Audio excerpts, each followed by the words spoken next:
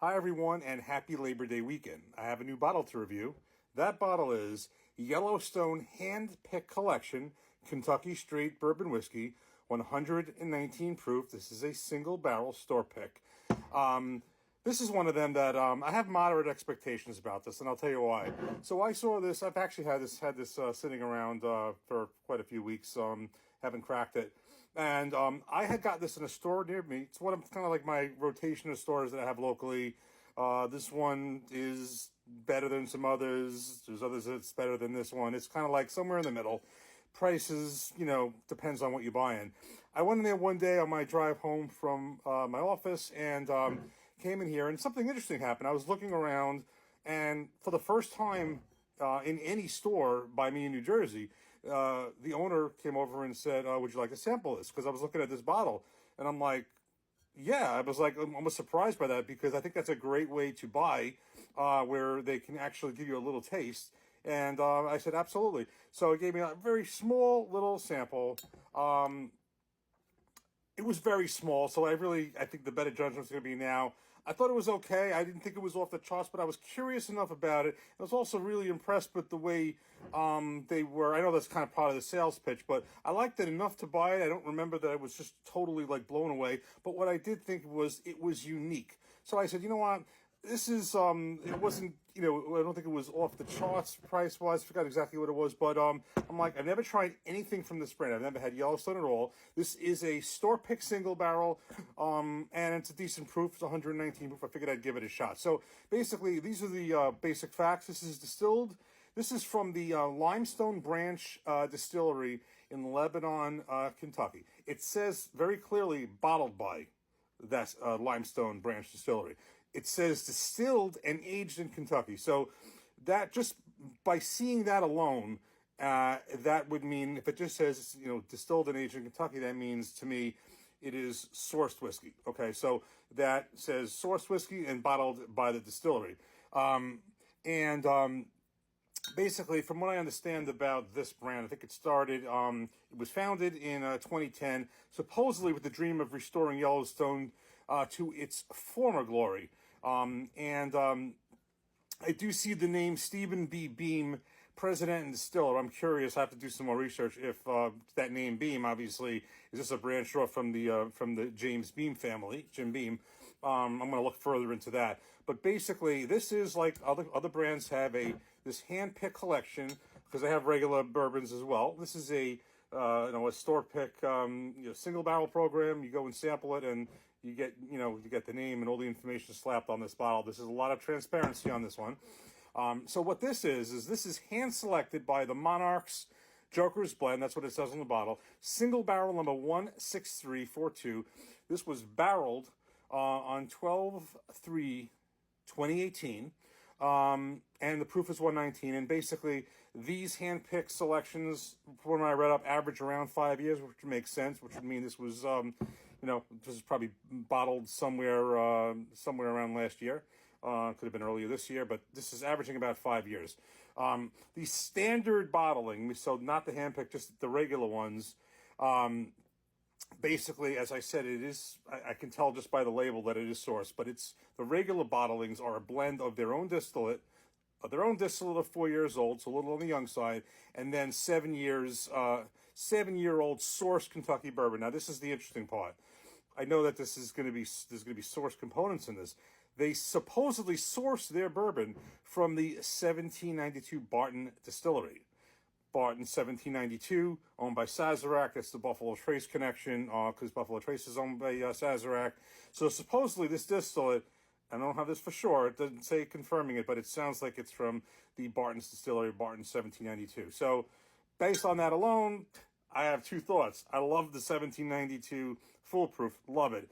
And I did not like the 1792 small batch. This is 119 in proof. It's closer to that 125 proof of the full proof of the 1792. So because it's in that proof, my inclination would say if it's from 1792, then this would be better in terms of my palate. If it was lower or not.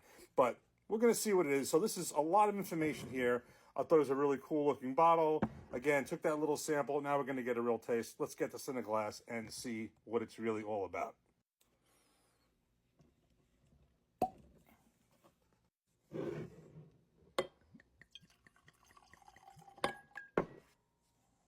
Okay, so that was an excellent cork pop, and actually very interesting on packaging. It had this label, and it literally just has a little tag here. The whole thing comes off. This is a very different type of cork, kind of thin at the top, but man, that was a good cork pop. And an interesting bottle too, kind of very original. But anyway, color looks, I guess it's kind of, everything's going to look light after, I just got done with the Penelope Architect, which was super dark. But this is more of what I kind of would expect for roughly around 5 years old. Nice, I don't know, got your goldish copper type color. Let's give this a nose. Rather light on the nose. Very, nothing in terms, absolutely nothing in terms of ethanol for 119 proof. Not much coming out of there. Let's give this a taste. Cheers.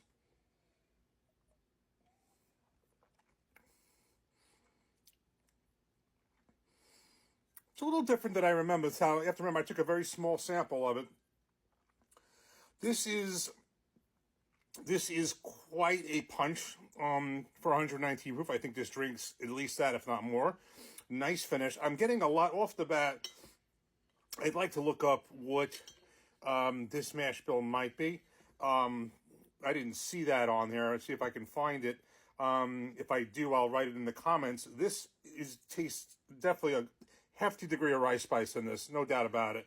I would have to say there's a decent amount of rye in this mash bill. It tastes like a high rye bourbon, but we're gonna see if we can find that. Give this one more taste.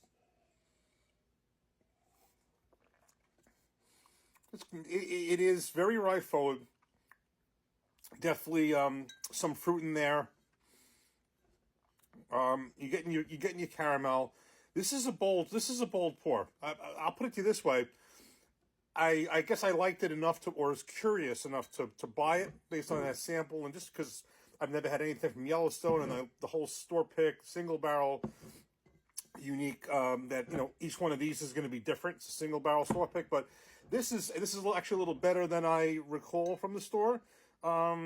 It's not, I'm not going to say this is the best bourbon I've ever tasted, but this is a nice pour.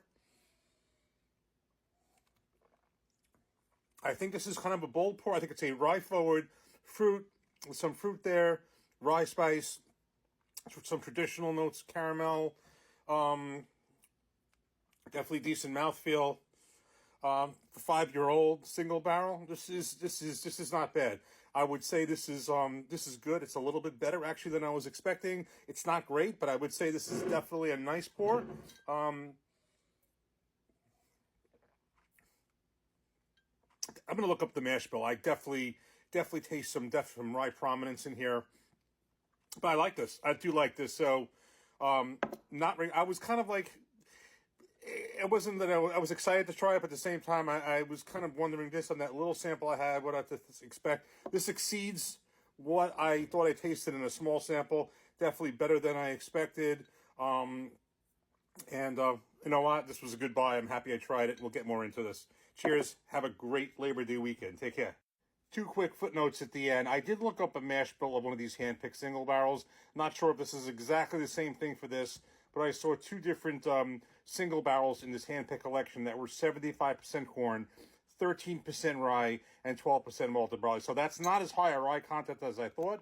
At the same time, that would still be in the category of the mash bill number 2 in Buffalo Trace, which is high rye at 13%, higher rye. So Wild Turkey, I think, is 13% rye, and there's a lot of rye in that. So it could be 13%, and you could still be tasting that rye. That's the case in this. And the second thing is, yes, it's fruit forward. I am detecting on a second pour, I said a lot of fruit forwardness, definitely cherry in that and others, but I'm getting a lot of cherry and a bunch of other fruits. So that's the rest of it. Cheers. Take care. Have a great Labor Day weekend. Take care.